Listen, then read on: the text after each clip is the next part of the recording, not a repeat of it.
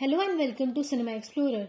Today we are going to review the new Netflix release Yeh Kaali Kaali Ankhein starring Tahir Raj Bhasin, Shweta Tripathi Sharma and Anchal Singh in the lead roles with Saurabh Shukla and Rajendra Kala in supporting roles. Set in the fictitious town of Omkara, the series focuses on the character of Vikrant played by Tahir Raj Bhasin and how his life takes a drastic turn when a powerful politician's daughter starts to aggressively pursue him.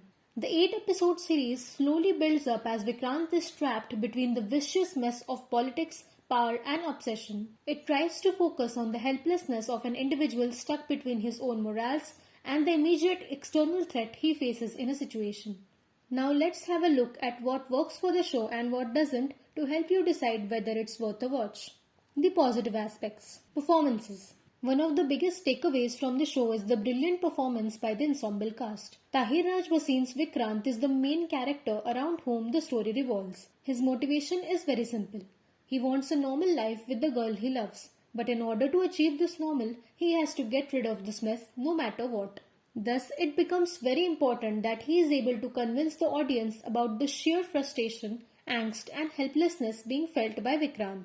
Tahir is able to portray the slow arc that the character goes through effectively, going from being a naive and submissive man to trying to take control of the situation at hand. The way he uses his body language to express his inner turmoil is highly impressive, whether it is the time he is scared to death sitting in front of Akhraj or the time he has to pick up a pistol to save his friend. The dichotomy of his character is brilliantly fleshed out by the actor who at times just feels lost amongst all this chaos. Shweta Tripathi as Vikrant's girlfriend Shikha is decent throughout the show as she does what is expected from her. She has to make a lot of tough decisions and the dilemma faced by Shikha is brought to screen very well by her. Anchal Singh as the obsessive Purva is different from your usual obsessive lovers as she never resorts to actions of self-harm and madness. Instead, she uses her stoic demeanor and actions to pin down Vikrant and render him helpless. She misuses the power at her disposal to ensure that Vikrant has no way other than agreeing to her demands. In terms of the supporting cast, Saurabh Shukla as the menacing political leader Akhraj Awasthi is a great choice. His aura and the way he goes about his business is spine-chilling, powerful and yet has a sense of calmness to it. Rajendra Kala is a veteran when it comes to playing a middle-class father who just casually pokes fun at his son and sees him as a good-for-nothing. But here he has more to offer. Apart from being just a comical relief, he has one particular scene wherein we see the vulnerable and tender side of his character brilliantly conveyed by the seasoned actor.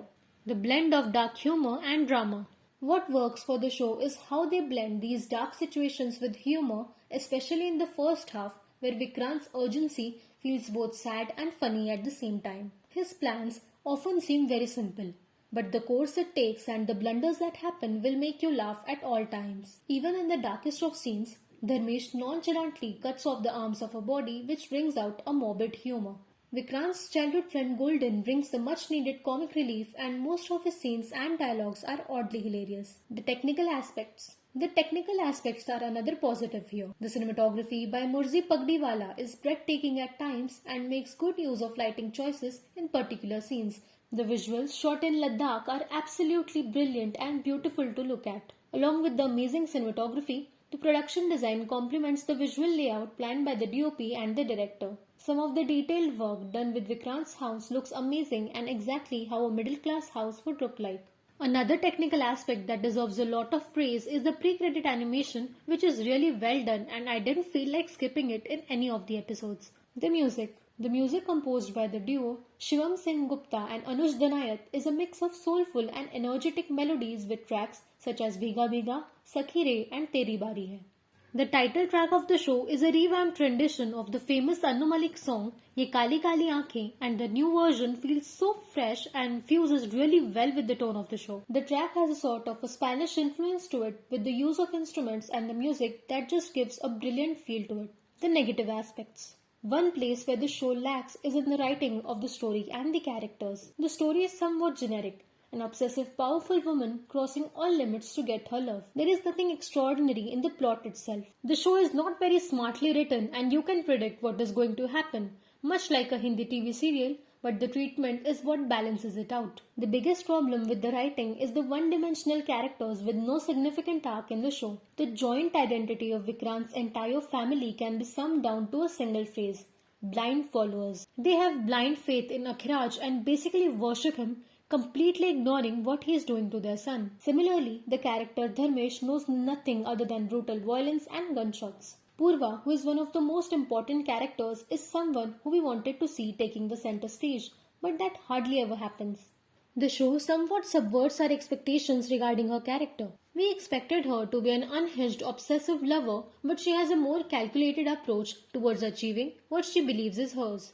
What irritated me even more was the questionable decisions Vikrant makes. Rooting for the character is one thing, but when the character himself takes stupid decisions that make no sense, you start caring a little less. Another thing that might throw you off is the numerous loopholes in the plot which make you question the decisions characters are taking and the situations that they lead to. At one point, we see the news anchor Suyash questioning Akhiraj boldly and loudly on his channel, and later on the same anchor is seen as a corrupt media person who is sold to power. They have conveniently changed the motivation and conscience of a character just to propel the plot. Even though the series is engaging throughout, it is a little dragged in the middle episodes and the show loses its pace. Unnecessary repetitive slow-mo sequences could have easily been discarded to make the episode more crisp and clear. All in all, Yeh Kaali Kaali Ankhein is a valiant effort to bring to screen a darkly comedic story that derives its themes of love, power and revenge from the William Shakespeare's play Othello. Its influence from Othello can be seen right from the start,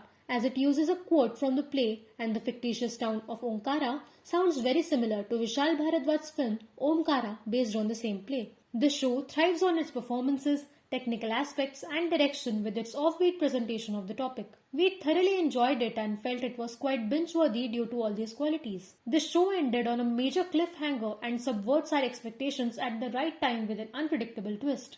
The season 2 hasn't yet been confirmed by Netflix or the creator, but we would really like to see how the story progresses with this show. Comment down below what you think about the show and smash the like button to show your support. Thank you for watching and don't forget to subscribe.